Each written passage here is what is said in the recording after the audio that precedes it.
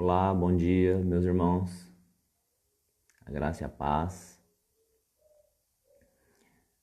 A gente vai dar início à nossa escola bíblica daqui um minutinho. E vai se acomodando aí, ficando à vontade, e a gente já vai começar.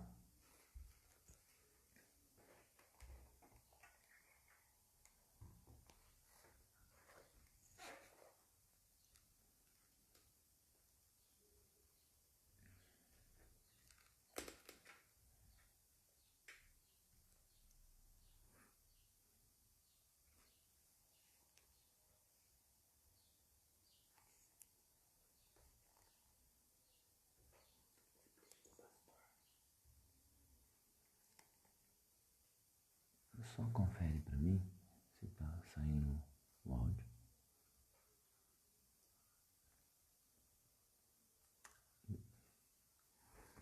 Vamos lá? Vamos dar início, vamos fazer uma oração. Primeiro, colocar esse tempo diante do Senhor.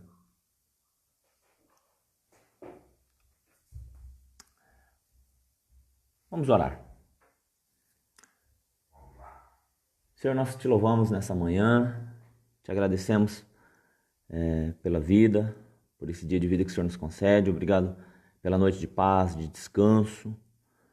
Obrigado porque o Senhor tem cuidado das nossas vidas, o Senhor tem nos provido a cada dia, o Senhor tem nos sustentado e queremos declarar nossa dependência ao Senhor e colocar esse tempo diante do Senhor nessa manhã de domingo, que o Senhor esteja falando aos nossos corações aquilo que nós precisamos, nos dando a direção, nos enchendo com a Tua graça, com a Tua palavra, com o Teu amor, com a Tua paz, e que esse dia seja um dia bom, um dia dirigido pelo Senhor, um dia onde nós venhamos glorificar e exaltar o Teu santo nome, nesse dia que nós chamamos de Dia do Senhor, dia consagrado ao Senhor. Aonde estivermos, que nós venhamos expressar a Tua glória, expressar a Tua presença, Deus, e que o Teu nome seja exaltado e glorificado através das nossas vidas. Em nome de Jesus. Amém. Amém? Veja só, hoje nós vamos estar falando sobre Jesus. Eu gostaria de estar falando sobre Jesus. Antes, deixa eu só dar a título de esclarecimento. O pastor havia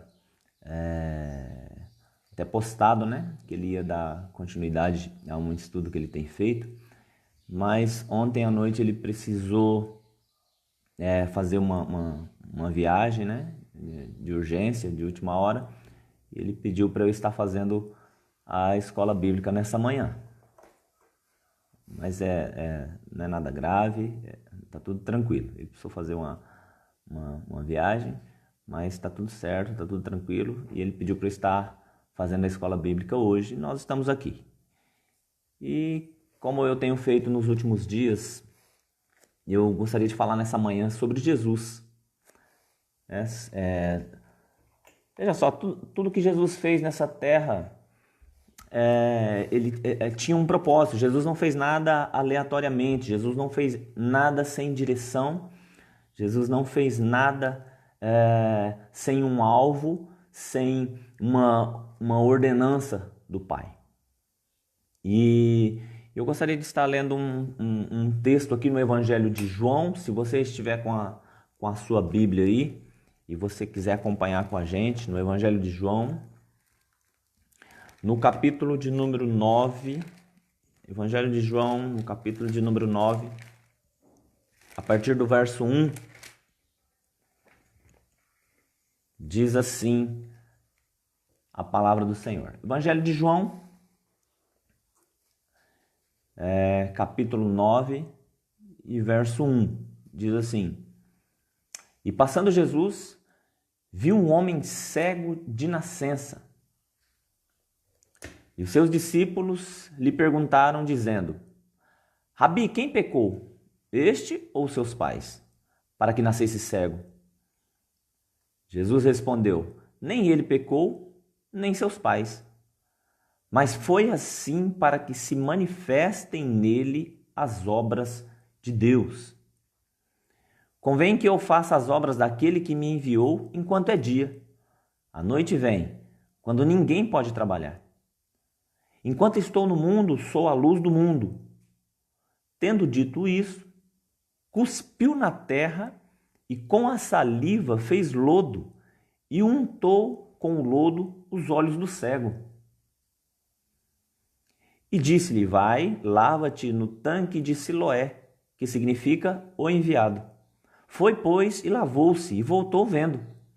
Então os vizinhos e aqueles que dantes tinham visto que era cego diziam: Não é este aquele que estava sentado e mendigava? Uns diziam: É este. E outros: Parece-se com ele. Ele, porém, dizia: Sou eu. Veja só, Jesus tem uma trajetória interessante, né? Ele, após o batismo dele, né? Após o Espírito descer sobre ele, o início do seu ministério ali, Jesus é levado ao deserto, ele é tentado pelo diabo ali durante 40 dias, né? E logo na sequência ele volta, começa a fazer alguns milagres, né? Começa a ensinar a palavra. Ele vai em um casamento lá em Caná da Galileia, acaba-se ali o vinho, ele transforma a água em vinho e na sequência ele começa uma série de ensinamentos, de milagres dos quais alguns são bem interessantes, né? Jesus anda sobre o mar, Jesus acalma a tempestade e um pouquinho mais na frente, né?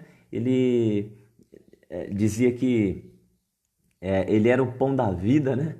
Muitos discípulos o abandonam por isso e ali já tem um ensinamento, né? Enquanto Jesus estava trazendo benefício para as pessoas, enquanto Jesus estava curando, multiplicando, fazendo milagres, tinha muitas pessoas ali, mas quando Jesus começa a falar, a tentar trazer as pessoas para a responsabilidade, para ter uma vida pautada na palavra de Deus, para ter uma vida alinhada com Deus, algumas pessoas começam a abandoná-lo, né? E ficam poucas pessoas ali, dentre essas pessoas, os discípulos que ele já havia escolhido, né? E nós, analisando esses textos, né, olhando isso, a gente vê que hoje não é diferente. Muitas pessoas estão se achegando a Jesus por conta dos benefícios, né? Por conta daquilo que eles podem receber de Jesus, né? Por conta dos seus direitos. Mas quando nós falamos em deveres, quando nós falamos em responsabilidade, em ter uma vida alinhada com Deus, algumas pessoas abandonam. Elas querem o direito, mas não querem os deveres. Elas querem os benefícios, mas elas não querem a responsabilidade, o compromisso de ter uma vida alinhada com Deus, né? Então, Jesus, ele cura uma mulher adúltera, ele diz ser a luz do mundo, né? Nessa passagem específica aqui, Jesus ele diz ser o libertador, né? Trazendo uma palavra de comando, trazendo uma palavra de consolo, uma palavra de confronto, porque Jesus era assim, Jesus tinha uma pedagogia toda especial para ensinar as pessoas. Jesus ensinava por parábolas, né? Era uma coisa sensacional. Jesus ensinava contando histórias, né? Jesus usava alguns instrumentos e algumas profissões do dia a dia das pessoas, né? Para aquele homem lavrador, aquele que trabalhava com a terra, ele usava uma palavra que ele pudesse entender. Ele falava de semente, ele falava de plantio, ele falava de lavoura, ele falava de joio, de trigo. Quer dizer, tinha uma linguagem que trazia facilidade para as pessoas entenderem, né? Quando ele falava com um pecuarista, né? Ele usava ali as ovelhas, o pastor de ovelhas que cuidava das ovelhas, que as ovelhas ouviam a sua voz. Quando Jesus estava falando com construtores, ele falava sobre edificação, que ele era a pedra angular e que nós somos pedras que juntas vamos edificar uma casa. Enfim, Jesus tinha uma forma toda, uma pedagogia toda especial para ensinar não apenas coisas superficiais, mas coisas profundas, né? Jesus tocava na alma, Jesus tocava no espírito das pessoas, né? Por isso que muitos daquela época não entenderam Jesus, alguns criticavam. Por quê? Porque ele confrontava o estilo de vida, ele confrontava o pecado na vida das pessoas, né? Com amor, né? Mas como quem tem autoridade, né? E veja só, após ele começar a fazer os milagres, libertação, fazer coisas extraordinárias, ele chega exatamente nesse ponto aqui. Aqui provavelmente tenha sido na Galileia, né? Uma das províncias ali do reino dos judeus. Aqui Jesus estava falando com os judeus. A palavra aqui era direcionada para judeus, né? E por mais que João tenha uma visão um pouco diferente dos outros evangelistas, né? De Mateus, Marcos e Lucas, dos outros evangelhos, mas aqui, nesse momento aqui, Jesus está falando com os judeus. E por que é importante a gente saber isso? Porque os judeus eram, vamos trazer para a nossa linguagem de hoje, a igreja da época. É como se essa palavra aqui estivesse sendo direcionada para a igreja. É como se Jesus estivesse querendo ensinar algo para a igreja nos dias de hoje, né? E nesse caso desse cego aqui, foi o 6º milagre de Jesus. E é algo interessante, como eu falei, Jesus não fazia nada aleatoriamente, Jesus não fazia nada sem propósito, Jesus não fazia nada sem direção, sem um fim específico. E eu acho interessante assim a gente ressaltar isso, que foi o 6º milagre de Jesus, porque o 6 na Bíblia é o número do homem, né? E aqui Jesus, ele estava querendo se dirigir exatamente aos homens, querendo se dirigir às pessoas ali, né? Querendo ensinar algo. E a primeira coisa que a gente aprende com Jesus nessa passagem aqui é o seguinte: tem alguns ensinamentos aqui para a gente estar caminhando sobre essas águas, né? Mas se você voltar um pouquinho no capítulo 8, verso de número 58 e 59, olha só o que diz, ó. Disse-lhe Jesus: em verdade vos digo, que antes que Abraão existisse, eu sou. Estava havendo uma discussão ali, uma conversa ali, um debate ali entre os fariseus, né? Alguns doutores da lei com Jesus e todo um pessoal ali. Isso no templo, na sinagoga. E aí, em determinado momento, olha o que fala o verso 59. Então pegaram em pedras para lhe atirarem, mas Jesus ocultou-se e saiu do templo, passando por meio deles, e assim se retirou. E o 9 começa assim: e passando Jesus, viu um homem cego de nascença, né? E perguntaram para ele, né? Quem foi que pecou, ele ou seus pais e tal, para que ele nascesse cego? Veja só, Jesus viu o cego e foi até o cego. Ele tinha acabado de sair do templo. E qual que é o primeiro ensino aqui que a gente entende? Que as pessoas, a maioria das pessoas que estão precisando de Jesus, a maioria, tá? Elas não estão dentro dos templos. Nos últimos anos, a igreja ela se fechou dentro das 4 paredes. Ela se fechou. As pessoas se convertem e elas abandonam todos. Elas abandonam a família, elas abandonam os amigos, elas abandonam os conhecidos, e elas se fecham dentro da igreja e esquecem de tudo. Quando, na verdade, quem mais está precisando de Jesus são aqueles que estão lá fora.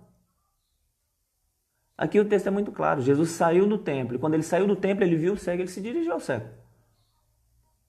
Ou seja, a maioria das pessoas que estão precisando de Jesus, elas não estão nas quatro paredes, elas estão lá fora. E nós não estamos cumprindo o ID de Jesus, a missão de Jesus de buscar as pessoas que estão lá fora. Talvez amigos, talvez pessoas do seu trabalho, talvez pessoas da sua escola, talvez até da sua família. A gente se converte e a gente abandona. Não que por um tempo a gente não tenha que criar uma estrutura e que a gente vai concordar com a atitude daqueles que estão em pecado, sejam amigos, família, quem quer que seja. Mas nós temos que entender que o Evangelho é para todos. Nós precisamos compartilhar o Evangelho com todos. E se nós não sairmos para estar junto com essas pessoas, não compartilhar dos pecados dela, você entende? Não é para ir nos lugares errados que elas vão, fazer as coisas erradas, mas estarem juntos para que elas possam ver Jesus nas nossas vidas, para que elas possam ver a palavra de Deus sendo cumprida nas nossas vidas, sendo nós tendo uma vida que reflete a palavra. Deixa eu falar algo para você. Veja só, o incrédulo, o ímpio, como a gente chama, o mundo lá fora, eles não leem Bíblia. Quem lê a Bíblia é o cristão, quem lê a Bíblia é o crente. E o que eles leem? Eles vão ler a minha e a sua vida. Eles vão ler o meu e o seu comportamento. E o meu e o seu comportamento, estando de acordo com a palavra, é isso que vai trazer transformação para eles. Jesus, quando ele veio nessa terra, simplesmente ele viveu.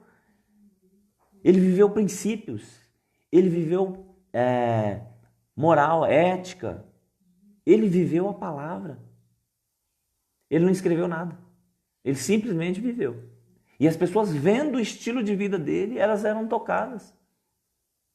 Em alguns momentos ele ensinava, mas na maioria das vezes, o que Jesus fazia? Ele simplesmente vivia, ele teve uma vida. E às vezes nós conhecemos Jesus, guardamos ele para nós. Nós não compartilhamos. Nós não saímos lá fora para compartilhar esse Jesus com as pessoas que estão ao nosso redor. E quando eu falo lá fora, é fora da igreja. Nós vamos à igreja? Lógico que vamos à igreja. Vamos à igreja, vamos nos fortalecer, vamos ouvir a palavra. Para quê? Para que na segunda, na terça, na quarta, na quinta, na sexta, no nosso cotidiano, no nosso dia a dia, nós venhamos transferir para essas pessoas aquilo que nós aprendemos, talvez no domingo, não sei, às vezes o nosso culto da Igreja Batista da Esperança é no domingo. Tem a escola bíblica no domingo de manhã e o culto da grande celebração no domingo à noite. Talvez a sua igreja tenha um culto no sábado, talvez seja em outro dia, não sei. Mas o que eu vou fazer lá na igreja? Eu vou lá me fortalecer, aprender a palavra para viver essa palavra nos outros dias da semana. E não apenas ficar dentro das quatro paredes e esquecer que lá fora tem pessoas que estão precisando. Aqui Jesus, quando ele sai do templo, ele encontra um cego e ele se dirige ao cego. E veja só, por que Jesus se dirige a esse cego? O segundo ensino. Aquele homem, ele era, como Jesus está falando ali com os judeus, aquele homem, ele era a representação do povo judeu, do povo de Israel. Estavam cegos.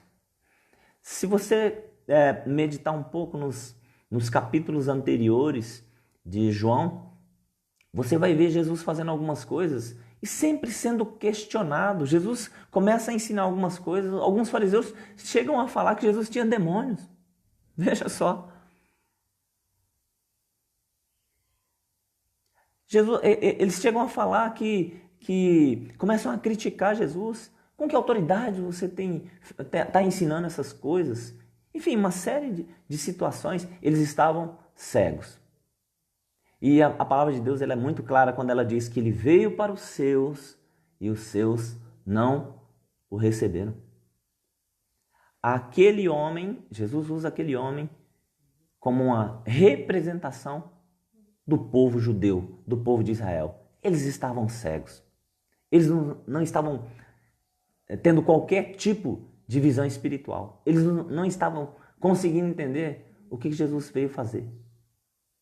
O que Jesus veio ensinar. O que Jesus veio orientar.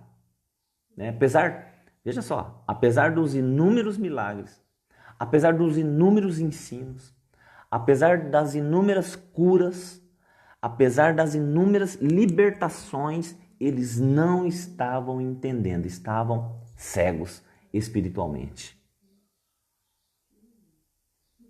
Veja só, não é diferente hoje. Às vezes Jesus está fazendo grandes coisas nas nossas vidas, trazendo libertação, trazendo cura para pessoas da nossa família, e nós continuamos cegos espiritualmente para entender do porquê que Jesus está fazendo isso. Veja só, Jesus ele não veio fazer milagres simplesmente por conta dos milagres. Os milagres que Jesus fez nessa terra, tanto curas, libertações, ensinos, Jesus estava querendo ensinar para as pessoas que ele queria estabelecer um reino, o reino de Deus, e nesse reino não tinha doentes, não tinha cegos, não tinha coxos, não tinham paralíticos, não tinham ignorantes. Os milagres eram apenas sinais de que existe um reino que não tem mazelas, um reino de Deus sem pecado. Era isso que Jesus veio ensinar. Porque não é difícil a gente pensar. Veja só, do que adianta, por exemplo, vamos pegar esse cego ser curado por Jesus, morrer e viver a sua eternidade no inferno, fora do reino de Deus.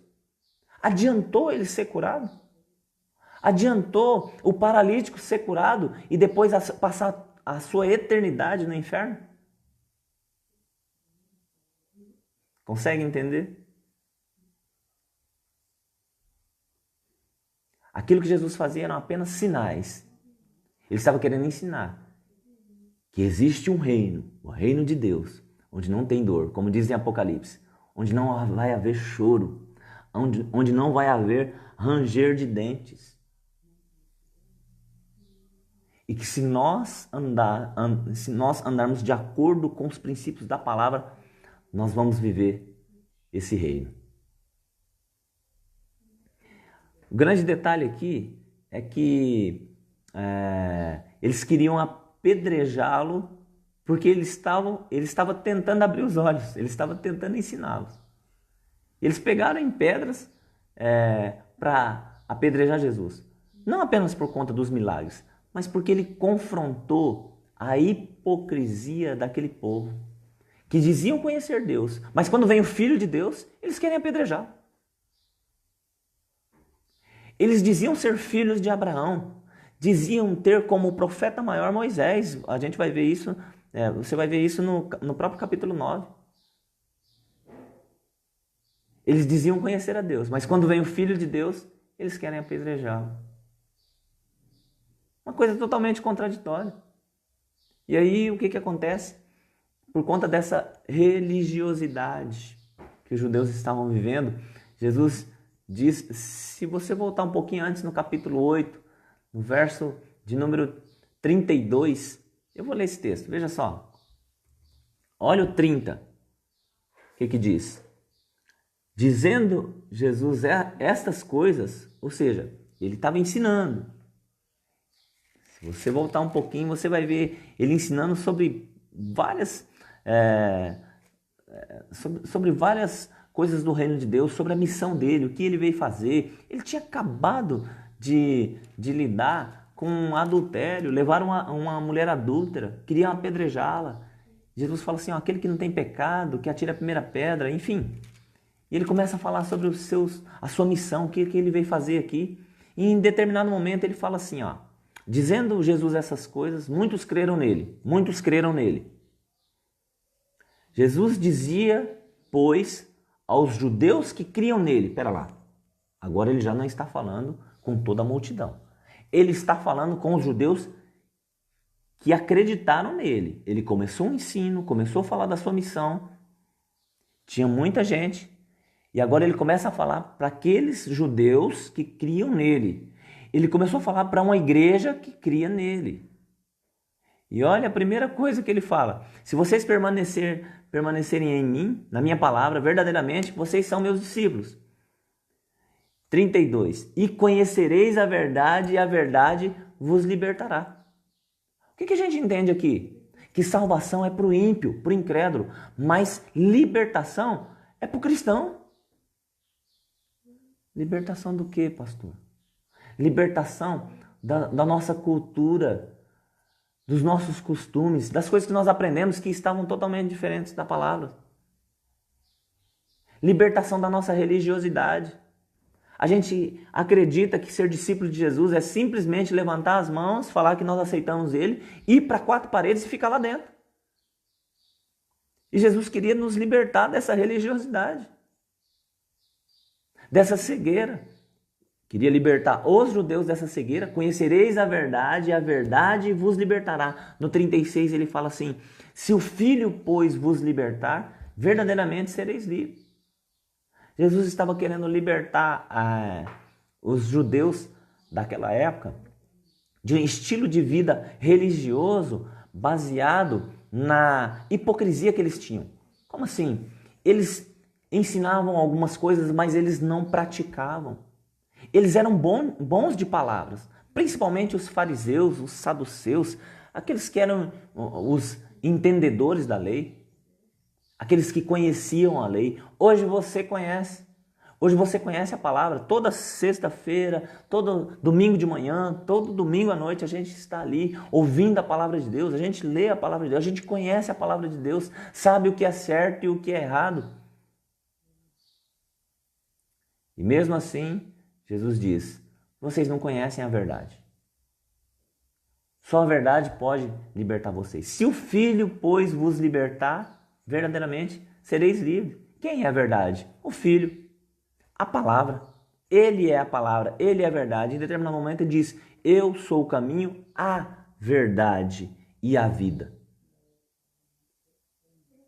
E muitos judeus da época, eles estavam vivendo uma vida que não estava alinhada com a verdade, uma vida de mentira. E para quem que eles estavam mentindo? Será que eles estavam mentindo para Deus? Como se Deus não conhecesse o coração e a mente das pessoas? Salmo 139 diz que a palavra ainda não chegou aos meus lábios e Deus já a conhece. Deus conhece todas as coisas. Para quem que os judeus estavam mentindo? Para quem que você está mentindo?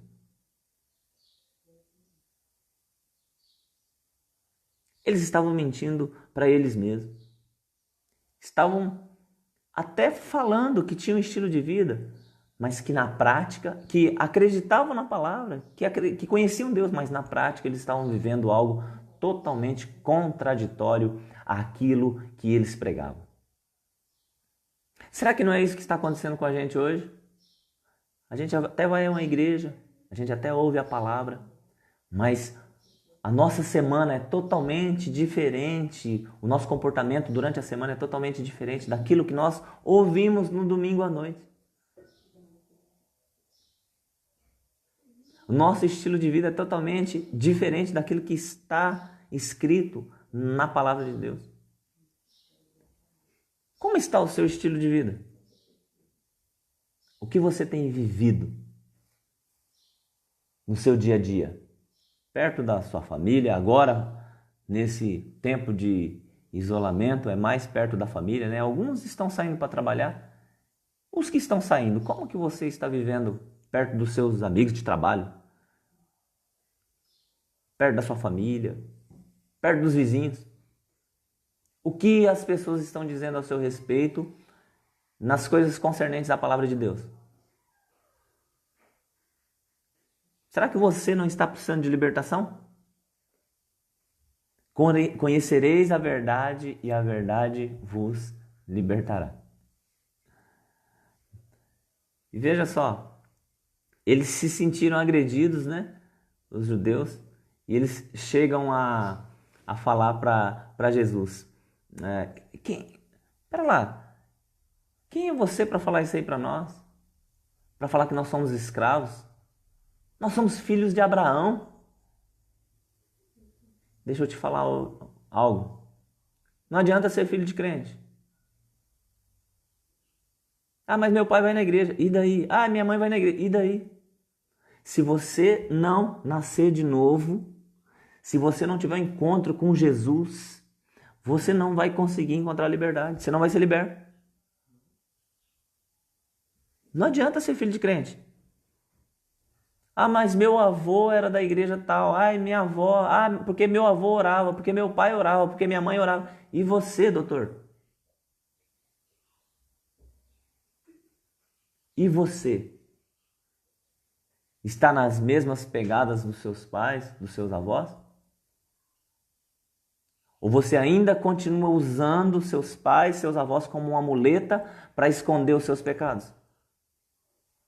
Como um argumento para esconder aquilo que você faz no oculto?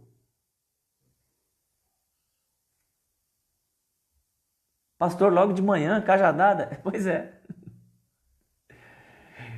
Jesus, e eu estou sendo bonzinho, porque o confronto de Jesus aqui com os judeus foi muito mais firme, mais forte do que isso que eu estou falando. Se vocês conhecessem quem está falando com vocês, vocês não crucificariam o Filho de Deus. Olha só o que Jesus fala. Se vocês realmente fossem filhos de Abraão, vocês saberiam quem é esse que está falando com vocês. Olha o que Jesus fala.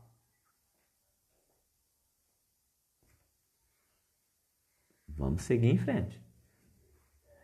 Veja só, um outro ensino de Jesus. Os discípulos perguntam para ele: Senhor, quem pecou? Para que esse homem nascesse cego? Quem foi que pecou? Por quê? Porque era um costume deles fazer a seguinte análise. Se a pessoa nasceu com algum problema, ou cego, ou paralítico, coxo, alguma coisa assim, é porque dentro da linhagem, na hereditariedade, antes alguém pecou para que ele nascesse assim, que era consequência do pecado de alguém. Era o costume. Aliás, tem alguns textos que dizem algumas coisas interessantes. Lá em, se eu não me engano, é em Êxodo, no capítulo 20, né? Fala assim, Deus fala em determinado momento: visitarei a iniquidade dos pais nos filhos até a terceira e quarta geração. Tem um outro texto, gostaria de ler esse outro texto, está em Jeremias. Se você tiver com a sua Bíblia aí, você abre em Jeremias, é uma coisa tremenda. Jeremias 31. 31, verso 29. É uma palavra, né, um costume que eles usavam. Diz assim, ó, 31, 29. Naqueles dias, nunca mais dirão: os pais comeram uvas verdes, mas foram os dentes dos filhos que se embotaram. Ao contrário, cada um morrerá pela sua iniquidade, e de todo homem que comer uvas verdes, os dentes se embotarão. Veja só, era como se fosse um ditado ali. Os pais, qual que era assim a palavra que eles usavam lá? Os pais comeram uvas verdes, mas o dente dos filhos embotaram, ficaram manchados pela uva verde que os pais comeram. Ou seja, o pecado dos pais trouxe consequência para os filhos. E aqui o texto é muito claro. Naqueles dias, quais dias? Lá na frente. Jeremias está profetizando. Naqueles dias, cada um vai dar conta da sua vida. Quais dias? nos dias onde haverá um entendimento que os filhos não vão ser mais aqueles filhos que não respondem por si mesmos. Eles já têm responsabilidade, já atingiu uma idade, o judeu atingia isso com 12, 13, 14 anos, já atingia uma idade de responsabilidade, de responder pelos seus próprios atos. A partir desse momento que ele tem entendimento, opa, pera lá, agora você vai ser responsável pelos pecados que você praticar. Não é mais por conta do pecado dos seus pais que você está colhendo consequência. Agora as consequências são oriundas do seu próprio pecado. E os judeus, eles estavam apegados em uma palavra antiga lá atrás, de que a consequência viria sobre os filhos. Veja só, isso não é uma inverdade, uma mentira. Tem muitas coisas que os pais praticam que as consequências vão para os filhos, sim. Mas o que Jesus, qual que é o ensino aqui? É que se Jesus entrou na vida do filho, mesmo que o pai tenha pecado, mesmo que o pai tenha sido um ladrão, um assassino, um homicida, se Jesus entrou na vida do filho, acabou. Jesus traz libertação, Jesus traz cura, Jesus pode mudar a situação. Ah, pastor, mas o meu pai era isso, minha mãe era aquilo, meu avô era macumbeiro, minha avó ela era do terreiro e não sei. Ei, Jesus entrou na sua vida, acabou. Jesus vem para trazer libertação. Jesus, na cruz do Calvário, ele levou todos os nossos pecados, pelas suas pisaduras nós fomos sarados, e agora eu tenho uma nova vida. O que eu preciso fazer, pastor? Eu preciso nascer de novo. Não adianta ser filho de crente, não é porque eu sou filho de um filho ou neto de um macumbeiro que agora eu vou ser macumbeiro. Se eu entender Jesus, se eu aceitar Jesus e se eu nascer de novo, a minha vida vai ser transformada, é outra vida. Jesus é muito claro aqui, não foi os pais que pecaram, nem ele que pecou. Isso está acontecendo com ele para que seja manifesta a glória de Deus. Outro ensino para nós, nós vamos precisar entender que vai acontecer coisas boas com pessoas ruins, mas vai acontecer também coisas ruins com pessoas boas. Ninguém está isento, Deus não faz acepção de pessoas. Se nós estivermos morando em um local onde esse local costumeiramente acontece terremoto, o terremoto que acontecer não vai trincar a casa só do pecador. Se o cristão estiver ali, a casa dele também vai ser trincada. Vai acontecer coisas ruins com pessoas boas também. Agora, o que eu preciso fazer? Eu preciso saber, eu preciso entender do porquê que está acontecendo aquilo ali. Desculpa, do porquê não. Para que Deus está permitindo acontecer aquilo ali? Então pare de ficar perguntando, por que aconteceu isso na minha vida? Por que minha vida é assim? E comece a fazer o seguinte questionamento, para quê? O que Deus quer me ensinar com isso? Talvez você tenha perdido o emprego nessa quarentena. O que Deus está querendo te ensinar com isso? Talvez você esteja desesperado, alguém da sua família foi contaminado por esse vírus diabólico. O que Deus está querendo nos ensinar com isso? Será que algumas coisas que estão acontecendo na sua vida não é para que se manifeste a glória de Deus? Como aconteceu com esse cego aqui? Jesus foi bem claro. Eu vou ler para ficar bem gravadinho.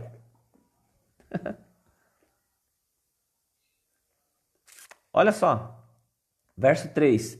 Os discípulos haviam acabado de perguntar para ele. Olha o que ele diz. Jesus respondeu, nem ele pecou e nem seus pais. Jesus é fera, né? Nem ele pecou e nem seus pais, mas foi assim para que manifestem nele as obras de Deus. Algumas coisas Deus vai permitir acontecer na sua vida, mas não é que Jesus é ruim, é porque Ele quer manifestar a glória dele na sua vida. Então pare de murmurar, pare de questionar, pare de perguntar por quê, se fazendo de vitimista. Seja o protagonista, fala, Senhor, o que o Senhor quer me ensinar com isso? Aonde o Senhor está querendo me levar? Talvez não está acontecendo isso por conta de nenhum pecado que você praticou. Talvez você não praticou nenhum pecado. Mas talvez esteja acontecendo alguma coisa na sua vida porque Deus está querendo, Jesus está querendo aumentar o seu nível de relacionamento com Ele, de intimidade com Ele. Chega de uma igreja vitimista que fica só murmurando e reclamando. Vamos viver o protagonismo. Eu admiro Paulo. Paulo, em determinado momento, ele começa a elencar ali, fazer uma lista de tudo aquilo que ele sofreu. Olha, eu fui perseguido. Olha, eu sofri naufrágio. Olha, eu fui apedrejado. Tem um determinado momento que as pessoas começam a apedrejar Paulo. Sabe o que ele faz? Ele se faz de morto. Ele fica quietinho ali. A hora que as pessoas saem, ele levanta. Ele levou, por 5 vezes, uma quarentena de chibatada menos uma. 39 chicoteadas. Paulo sofreu, mas você não vai ver Paulo murmurando, reclamando. Muito pelo contrário, ele glorificava a Deus porque ele tinha no corpo dele as marcas por servir a Jesus. E às vezes nós não estamos sofrendo chicoteadas, nós não estamos sofrendo naufrágio, ninguém está apedrejando a gente. Às vezes por conta de coisas tão simples, nós estamos murmurando. E Jesus está permitindo algumas coisas nas nossas vidas para manifestar a glória dele, para mostrar para mim e para você que ele é Deus, que ele não perdeu o controle, que ele tem o domínio de todas as coisas, o controle inclusive da sua vida, e ele está querendo ensinar isso e nós estamos murmurando. Irmãos, veja só. Deus não perdeu o controle de nada. Jesus não perdeu o controle de nada. Jesus não está lá sentado à destra do Pai, pensando assim: Pai, Espírito Santo, o que nós vamos fazer com esse vírus agora? Olha só, o povo está morrendo. E agora, o que nós vamos fazer? Você acha mesmo que Deus perdeu o controle? As pessoas estão desesperadas, com medo e apavoradas, síndrome do pânico. Eu conversava essa semana com uma pessoa que está com síndrome do pânico, apavoradas, como se Deus tivesse perdido o controle, como se Jesus não estivesse vendo essas coisas que estão acontecendo. Ei, Jesus não perdeu o controle. Aliás, na palavra dele está escrito a respeito dessas coisas. Ele já sabia que isso ia acontecer. E o que ele fala? Vós permaneceis firmes na minha palavra. Tem algumas coisas que vão acontecer nas nossas vidas, não é porque Deus é ruim. Ele vai permitir acontecer algumas coisas para que a glória dele seja manifesta na minha e na sua vida. Vamos aqui mais um tempo aqui. Nosso tempo está acabando. Veja só. Outra coisa interessante, outro ensino interessante de Jesus. Meu Deus, o tempo está acabando. Versos 6 e 7, Jesus, ele cospe no chão, ele pega ali o lodo ali e passa no olho do cego. Você já imaginou uma cura nesse estilo? Talvez se fosse nos dias de hoje, as pessoas do politicamente correto iriam olhar para Jesus e falar: nossa, esse cara é um nojento. Os defensores do politicamente correto, iriam criticar Jesus. Pois é, naquela época já tinha o politicamente correto. E mais na frente, ali no capítulo 9, quando o cego que agora vê, que não é mais cego, ele se encontra ali com os fariseus, com os doutores da lei, eles começam a questionar. Eles não estão questionando. Veja só, o cara está enxergando. Eles estão questionando, não pode curar no sábado. Quem é esse que curou no sábado? O cara era cego e agora ele está vendo. E eles estão questionando, como que esse cara ousa curar no sábado?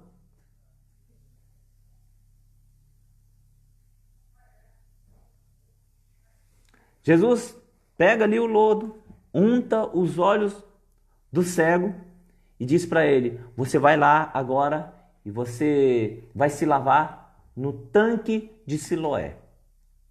O que era esse tanque de Siloé? Tanque de Siloé. Siloé significa enviado.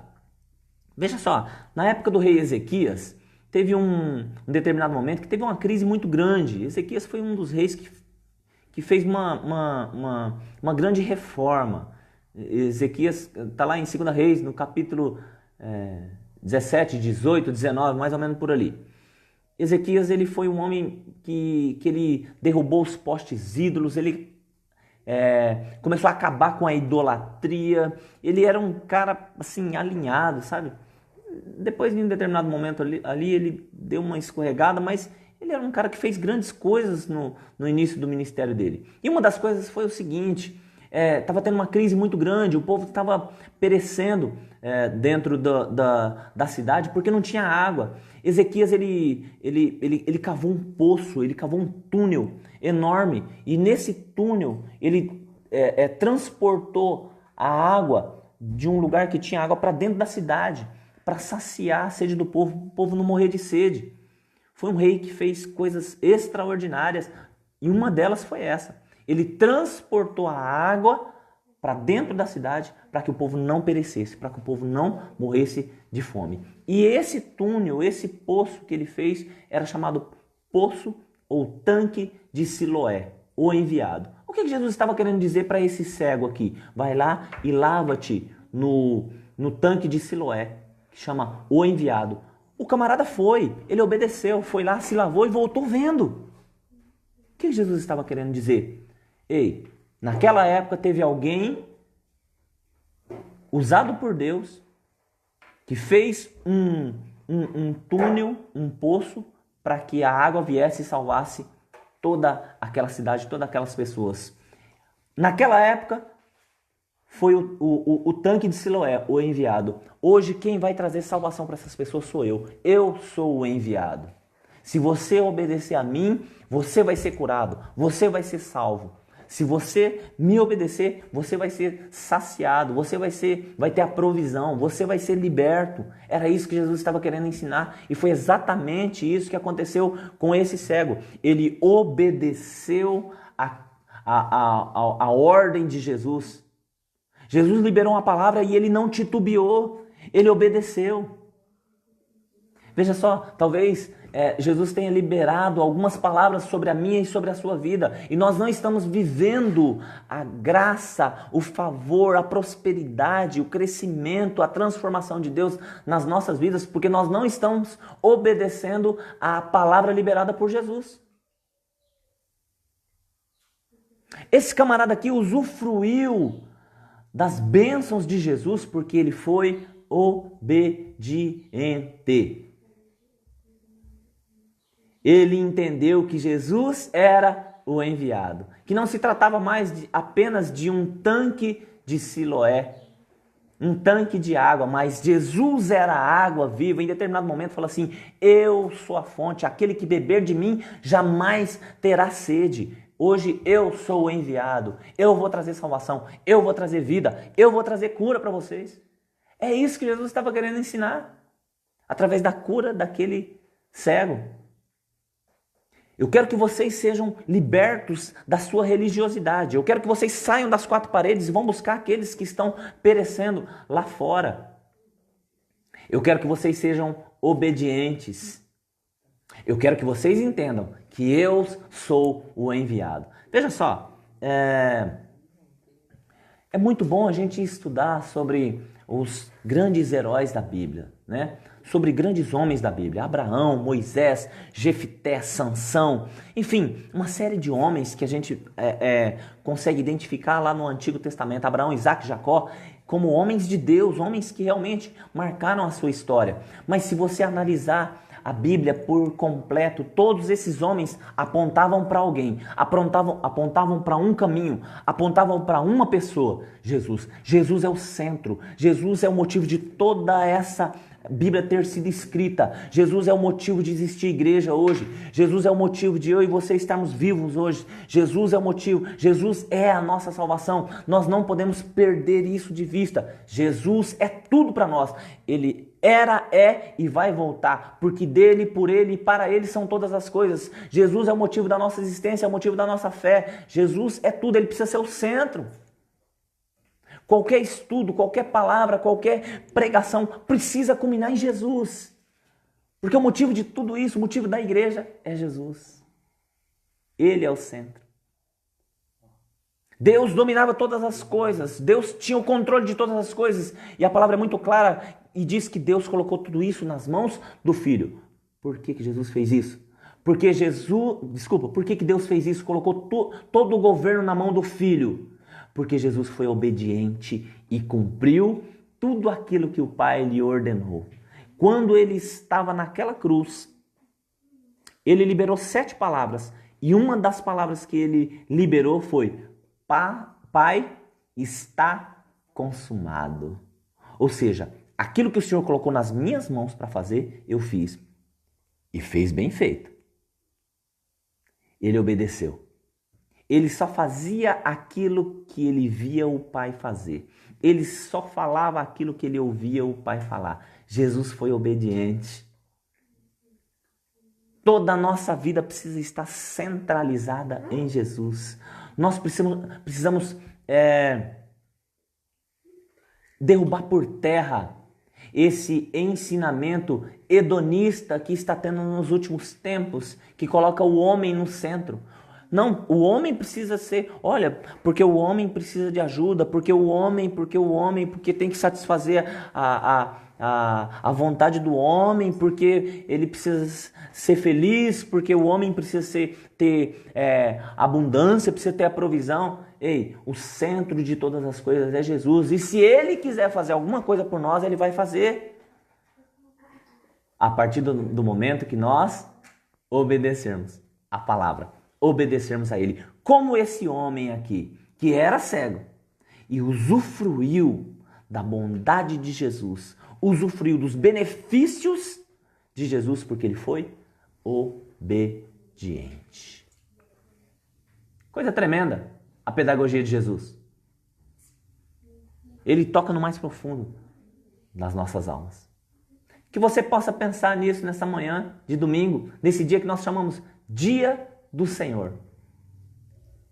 Que já de início você possa analisar como que está a sua vida. Será que você não está vivendo uma religiosidade e precisa conhecer a verdade para a verdade te libertar?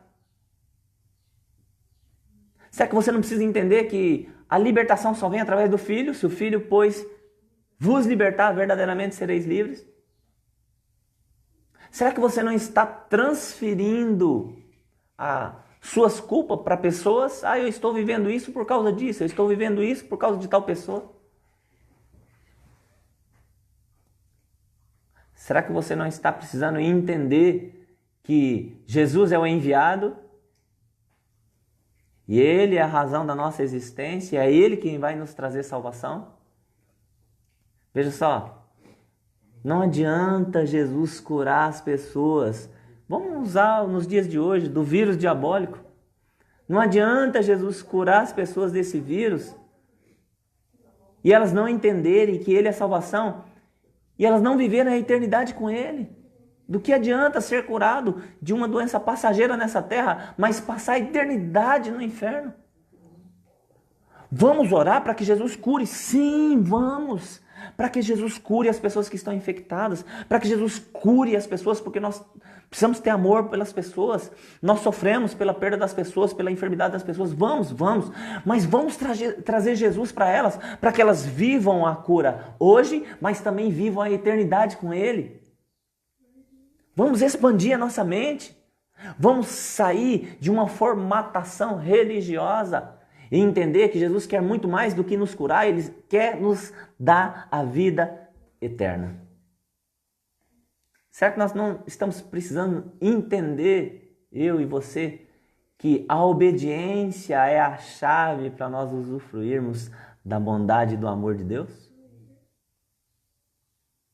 Que você possa estar pensando nesse domingo, dia 2 de agosto de 2020, que estilo de vida você está vivendo? Que estilo de vida eu estou vivendo? Será que nós não estamos como esse homem aqui, cegos? Espiritualmente falando? Não estamos enxergando aquilo que Deus está querendo